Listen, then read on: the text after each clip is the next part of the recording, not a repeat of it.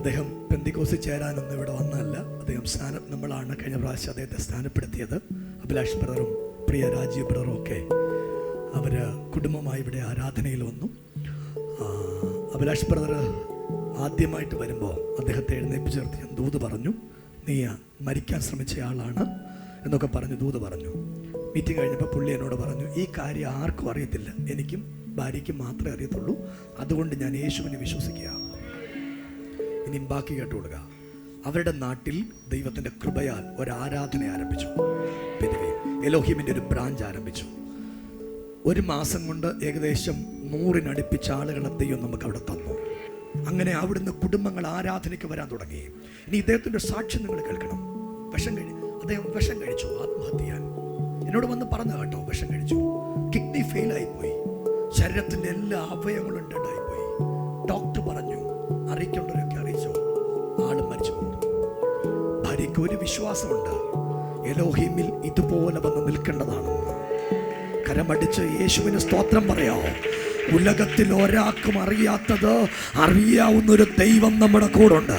അദ്ദേഹത്തെ ആദ്യമായി എഴുന്നേൽപ്പിച്ച് നിർത്തുമ്പോൾ പരിശുദ്ധാത്മാവിന് ഒട്ടും നിസ്സംഗതയില്ലാതെ ആത്മാവ് അതുപോലെ കാര്യങ്ങൾ പറഞ്ഞു. ഇന്ന് രാവിലെ നിന്നെ അറിയാവുന്ന പോലെ ദൈവം പറയും. ദൈവനാമത്തിന് മഹത്വം ഉണ്ടാകട്ടെ. എനിക്കിങ്ങനെ ഇവിടെ വന്ന് നിൽക്കാൻ തന്നെ ഒരു ഇതുണ്ടാക്കി തന്ന, കൃപയുണ്ടാക്കി തന്ന എൻ്റെ ദൈവത്തിന് ഞാൻ നന്ദിയോടെ സ്തുതിക്കുന്നു. കാരണം ഞാൻ 2 പ്രാവശ്യം ആത്മഹത്യക്ക് ശ്രമിച്ചാണ്. ആത്മഹത്യക്ക് ശ്രമിച്ച് 21 പ്രാവശ്യം ഡയാലിസിസ് ചെയ്ത് മരണം ഉറപ്പാകും എന്ന് ഡോക്ടർ കൈവിട്ട് അത് കഴിഞ്ഞ് തിരിച്ചു പോയി. സമാധാനമില്ലാത്തൊരു അന്തരീക്ഷം വന്നു. അത് കഴിഞ്ഞപ്പോൾ വീണ്ടും ഞാൻ ആത്മഹത്യക്ക് ശ്രമിച്ചു. അതിനകത്തും ഒന്നും നടന്നില്ല. അപ്പോൾ ആകപ്പാടെ പിന്നെയും എന്ത് ചെയ്യണമെന്നറിയത്തില്ല. അത് ജീവിതം വീണ്ടും തുടർന്നു. പക്ഷേ സ്വസ്ഥതയില്ലാത്ത അവസ്ഥകളും സമാധാനമില്ലാത്തതും അവസ്ഥകളും വന്നു കഴിഞ്ഞപ്പോൾ 3ാമതും ആത്മഹത്യക്ക് ശ്രമിക്കാൻ വേണ്ടി തിരിഞ്ഞായിരുന്നു. പക്ഷേ ഇനിയും ശ്രമിച്ചു കഴിഞ്ഞാൽ ആരും കൂടുതൽ കാണിയല്ല, മരിച്ചില്ലെങ്കിൽ ആകപ്പാടെ ഒന്നും ചെയ്യാൻ പറ്റാത്ത അവസ്ഥയാകുമല്ലോ എന്നോർത്ത് ഞാൻ ദൈവത്തിലേക്ക് തിരിയാൻ തീരുമാനിച്ചു. അങ്ങനെ ഞങ്ങളുടെ അടുത്തുള്ളൊരു ചർച്ചുമായി ബന്ധപ്പെട്ട് ഞങ്ങളൊരു 6 മാസ കാലഘട്ടം ആരാധനയ്ക്ക് പോവുകയും അത് കഴിഞ്ഞപ്പോൾ അവിടുന്ന് ഒരു പ്രത്യേക സാഹചര്യത്തിൽ മാറേണ്ട അവസ്ഥ വന്നു. ശരിക്കും പറഞ്ഞു കഴിഞ്ഞാൽ ദൈവവും എന്നെ കൈവിട്ടല്ലോ എന്നൊരവസ്ഥയിൽ ഞാൻ നിൽക്കുമായിരുന്നു. അപ്പോൾ എൻ്റെ ഈ പ്രിയ സഹോദരനും ഞങ്ങളും ഇനി എങ്ങോട്ട് എങ്ങനെ എന്നുള്ളൊരു അവസ്ഥയില്ലായിരുന്നു. അപ്പോൾ ഞങ്ങൾ കൈകോർത്തിരുന്ന് പ്രാർത്ഥിച്ചിട്ട് നമുക്കിനി എവിടെ പോകണം എന്നൊരു ഇതില്ല. അപ്പോഴാണ് ഞങ്ങളൊരു കാര്യം തീരുമാനിച്ചു, യൂട്യൂബിൽ ഫസ്റ്റ് കാണുന്ന മീറ്റിംഗ് എവിടെയാണോ അവിടെ പോകും, അവിടെ നമ്മളോട് ദൈവം സംസാരിക്കും എന്ന ഒരിതിൽ ഞങ്ങൾ ഫസ്റ്റ് കാണുന്ന മീറ്റിംഗ് വിനുപാസ്റ്ററിൻ്റെ മീറ്റിംഗാണ്. ഞങ്ങളങ്ങനെ വിളിച്ച്, ഞങ്ങൾ 140 കിലോമീറ്റർ അകലെയാണ് ഞങ്ങൾ താമസിക്കുന്നത്. അവിടെ നിന്ന് ഞങ്ങൾ ഇവിടെ വന്നു ഇവിടുത്തെ സെറ്റപ്പൊക്കെ കണ്ടപ്പോൾ ഞങ്ങൾക്ക് ആകപ്പാടെ ബുദ്ധിമുട്ടായി.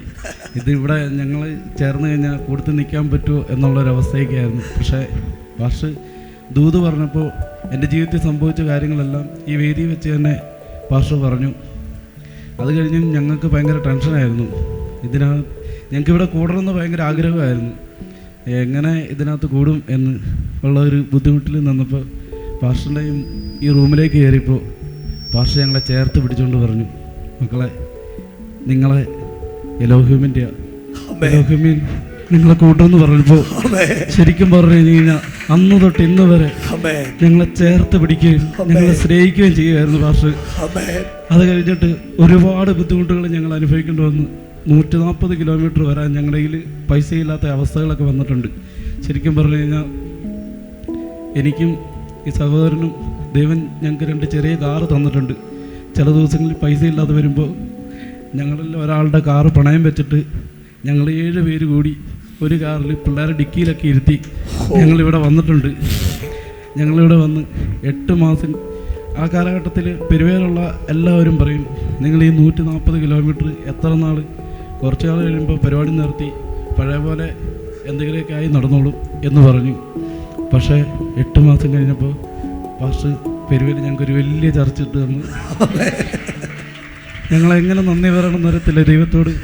ഇന്ന് ഞങ്ങളുടെ കൂടുതൽ ഞങ്ങളെപ്പോലെ തന്നെ എല്ലാ കാര്യത്തിനും ഞങ്ങളുടെ ചർച്ചിൽ ഞങ്ങൾ വൈകുന്നേരം രാത്രി 8 മണിക്ക് പണി കഴിഞ്ഞ് ഞങ്ങൾ വന്ന് കൈകോർത്തിരുന്ന് പ്രാർത്ഥിക്കും. നടത്തി ദൈവം അല്ലേ?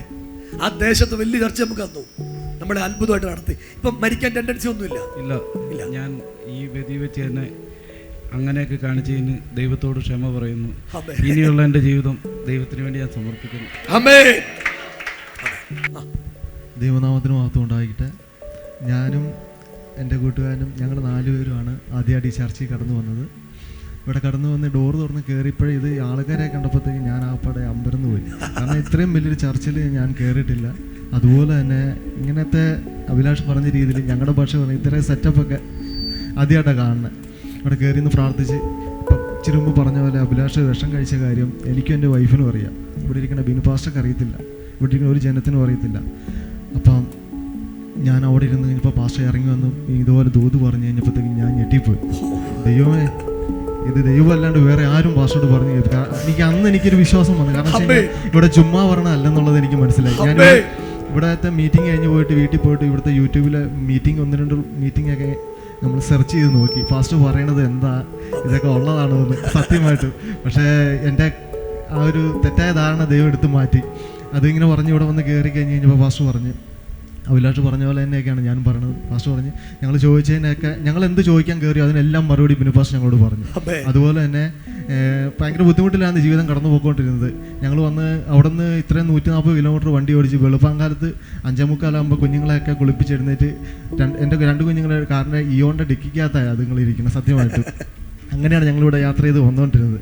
അങ്ങനെ വന്നിരുന്ന് മീറ്റിംഗ് എല്ലാം കൂടി പാസ്റ്റർ ഓരോരോ കാര്യങ്ങൾ എന്നോട് പറഞ്ഞിട്ടുണ്ടെങ്കിൽ കറക്റ്റ് എൻ്റെ ജീവിതത്തിൽ അതെല്ലാം നടന്നുകൊണ്ടിരിക്കുമായിരുന്നു.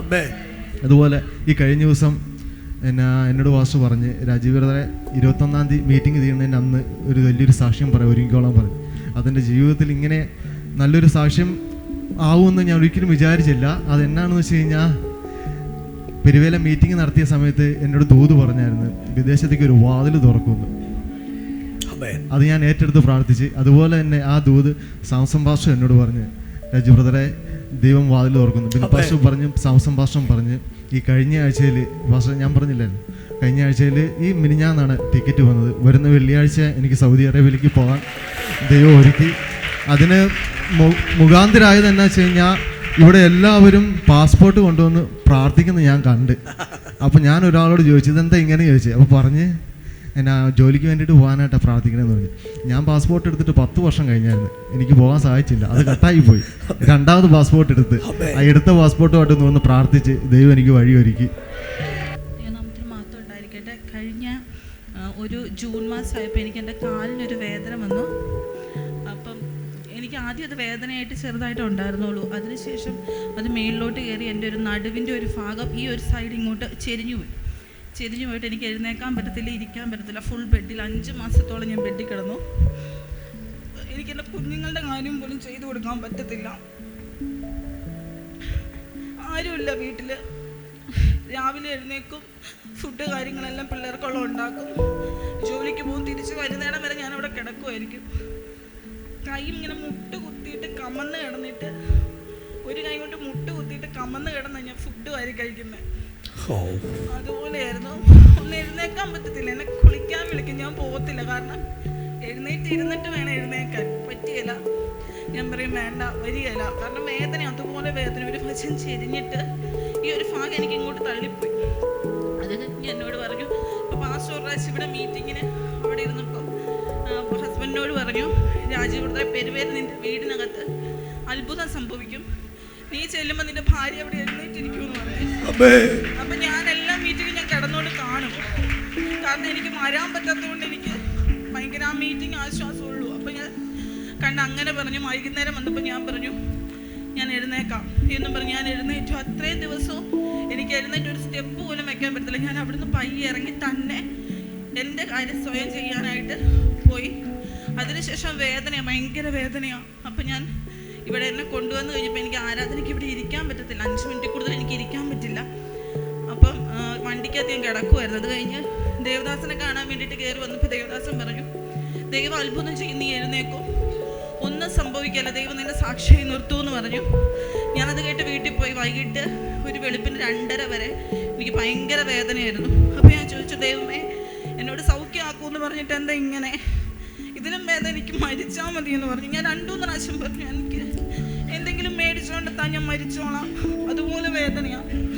എന്നിട്ട് ഞാനങ്ങ് കിടന്നു കഴിഞ്ഞ് എനിക്കറിയില്ല, ഞാൻ ഉറങ്ങിപ്പോയി. രാവിലെ ഇത് ജോലിക്ക് പോയി. എന്താണെന്ന് ചോദിച്ചാൽ ചോറ് എടുത്ത് റൈസ് കുക്കറിനകത്ത് വെച്ചതെടുത്ത് ഇത് മടക്കി വെക്കാൻ മറന്നുപോയി. ഇപ്പം എന്നെ വിളിച്ചിട്ട് പറഞ്ഞു, പിള്ളേർക്ക് സ്കൂളിൽ പോകണം, എന്താ ചെയ്യുക? എനിക്കറിയത്തില്ല, ഞാൻ കട്ടിൽ നിന്ന് പെട്ടെന്ന് ചാടി എഴുന്നേൽക്കുക ചെയ്ത്. എന്നിട്ട് ഞാൻ പോയി അടുക്കള നിൽക്കുമ്പോൾ എൻ്റെ കൊച്ചെന്നെ ഇങ്ങനെ നേരെ അത്ഭുതത്തോടെ നോക്കി. മോനും ഉണ്ട്, അവനും ഇങ്ങനെ വന്ന് നോക്കി. കൊച്ചെന്നെ അമ്മേന്ന് വിളിച്ചു. അപ്പോഴേ ഞാൻ എൻ്റെ 2 കാലം ഉറപ്പിച്ച് നിലത്ത് നിൽക്കുവാന്ന് എനിക്ക് മനസ്സിലായത്. അപ്പം തന്നെ ഞാൻ പാസ്റ്റർ മെസ്സേജ് ഇട്ടു, പാസ്റ്ററെ ദൈവം എന്നെ സൗഖ്യമാക്കി എന്ന് മെസ്സേജ് ഇട്ടു. അപ്പോൾ പാസ്റ്റർ പറഞ്ഞു, ദൈവം അനുഗ്രഹിക്കും, സാക്ഷ്യം പറയണമെന്ന് പറഞ്ഞു. അപ്പോൾ ദൈവം ഇന്ന് ഇങ്ങനെ ഒരു അവസരത്തിൽ ഒരുക്കുന്നത്. അതുപോലെ ഞങ്ങളിവിടെ പറഞ്ഞ പോലെ ചർച്ചിൽ വരുന്ന സമയത്ത് ഞങ്ങൾക്ക് എവിടെ പോകണമെന്ന് അറിയത്തില്ല, ഒന്നുമില്ലാത്ത സമയത്ത് രാത്രിയിൽ ഞങ്ങൾക്ക് എങ്ങും കയറിയിരുന്ന് പ്രാർത്ഥിക്കാനില്ല. ഞങ്ങളുടെ വീടുകളിലൊന്നും ഞങ്ങൾക്കിരുന്ന് പ്രാർത്ഥിക്കാൻ പറ്റത്തില്ല. ഞങ്ങളുടെ വണ്ടിയെടുത്ത് കുഞ്ഞുങ്ങളുമായിട്ട് ഞങ്ങളുടെ ദേശത്തിന് ചുറ്റും ഓരോ സ്ഥലത്ത് 4 ദിക്കിൽ ഓരോ ദിവസവും പോയി 10 മണി 9 മണി എപ്പോൾ ഇവർ ജോലി കഴിഞ്ഞ് വന്ന ആ സമയത്ത് കുഞ്ഞുങ്ങളെയും കൊണ്ട് പോയി 4 ദിക്കിൽ വണ്ടി നിർത്തിയിട്ടിരുന്ന് ഞങ്ങൾ പ്രാർത്ഥിക്കും. ദൈവമേ ഞങ്ങൾക്കൊരു സഭ വേണം, ഞങ്ങളെ ചേർത്ത് പിടിക്കുന്ന ഒരു ദൈവദാസം വേണം. ഞങ്ങൾ 10 വർഷം ഒരു സഭയിൽ നിന്നോ ഞങ്ങൾ ഇതുപോലെ ചേർത്ത് പിടിക്കുന്ന ഒരു ദൈവദാസനല്ല. ഇതുപോലൊരു ദൈവദാസന് ദൈവം തന്നതിന് ദൈവത്തോട് നന്ദി പറയുന്നു. ഇനിയും ദൈവം ഞങ്ങളെ ധാരാളം അനുഗ്രഹിക്കാൻ നിങ്ങളെല്ലാവരും പ്രാർത്ഥിക്കണമെന്ന് അപേക്ഷിച്ചുകൊണ്ട് ദൈവസന്ധിയിൽ താങ്ങി. നിങ്ങൾ അവർക്ക് വേണ്ടി ഒരു സുന്ദരം ക്ലാപ്പ് കൊടുത്താട്ടെ. ഇതുവരെ ആ ചർച്ചിനെ ദൈവം നടത്തി, ഇതുവരെ ദൈവം പരിപാലിച്ചു. നമ്മുടെ ദൈവം വിശ്വസ്തനും അത്ഭുതങ്ങളുടെ ദൈവമാണ്.